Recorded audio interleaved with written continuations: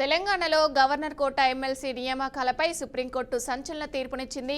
తెలంగాణ జనసమితి అధ్యక్షుడు కోదండరాం, అమీర్ అలీఖాన్ నియామకాలపై సర్వోన్నత న్యాయస్థానం స్టే విధించింది.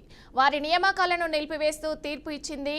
ఎమ్మెల్సీలుగా కోదండరాం, అమీర్ అలీఖాన్ నియామకాలను బీఆర్ఎస్ నేత దాసోజు శ్రావణ్, సత్యనారాయణ సుప్రీంకోర్టులో సవాల్ చేశారు. ఈ పిటిషన్లపై విచారించిన సుప్రీంకోర్టు తీర్పు వెలువరించింది. తదుపరి ఉత్తర్వులకు అనుగుణంగా ఎంపిక ఉండాలని పేర్కొంటూ గతంలో ఇచ్చిన మధ్యంతర ఉత్తర్వులను ధర్మాసనం సవరించింది. మధ్యంతర ఉత్తర్వుల తర్వాత ప్రమాణ స్వీకారం చేయడం తప్పు అని సుప్రీంకోర్టు తెలిపింది.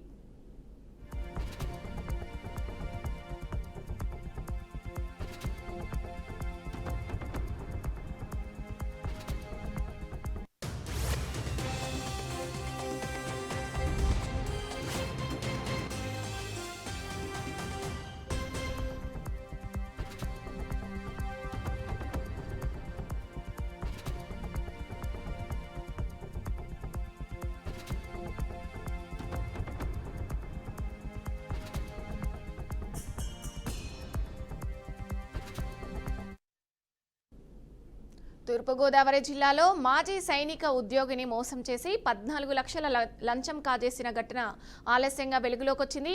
ఈ విషయంపై జిల్లా కలెక్టర్ ప్రశాంతి చర్యలు చేపట్టారు. గోపాలపురం రెవెన్యూ విభాగంలో ఎలక్షన్ డ్యూటీగా విధులు నిర్వహించిన కృష్ణను సస్పెండ్ చేస్తూ ఆదేశాలు జారీ చేశారు. ఈ వ్యవహారంలో సహకరించిన కరకపాడు వీఆర్ఓ మనోహర్, గోపాలపురం వీఆర్ఓ నానిపై చర్యలు తీసుకోవాలని గోపాలపురం ఎంఆర్ఓకు కలెక్టర్ ఉత్తర్వులు జారీ చేశారు. రాజమహేంద్రవరంకు చెందిన మాజీ సైనిక ఉద్యోగికి భీమోలు గ్రామంలో భూమి ఉందని నమ్మబలికి తక్కువ రేటుకు 5 ఎకరాల భూమిని ఆన్లైన్ చేస్తానని చెప్పి డిటి కృష్ణ అతని వద్ద నుండి 14 లక్షలు తీసుకున్నట్టు కలెక్టర్ వివరించారు.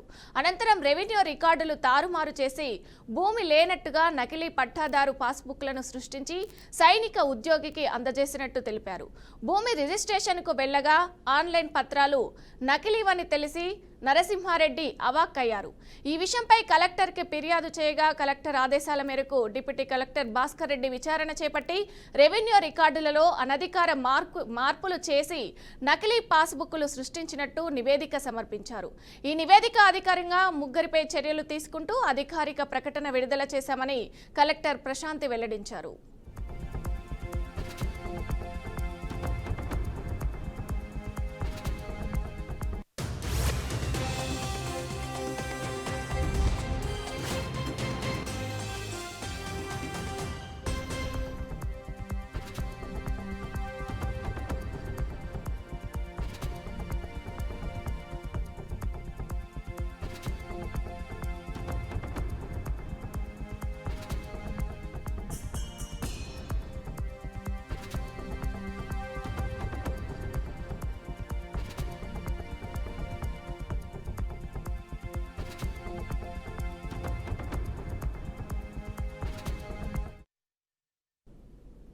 పెద్దపల్లి జిల్లా రామగుండంలో ఎగువన కురుస్తున్న వర్షాలతో పాటు కడెం ప్రాజెక్టు గేట్లు ఎత్తడంతో శ్రీపాద ఎల్లంపల్లి ప్రాజెక్టులోకి భారీగా వరద నీరు చేరుతుంది.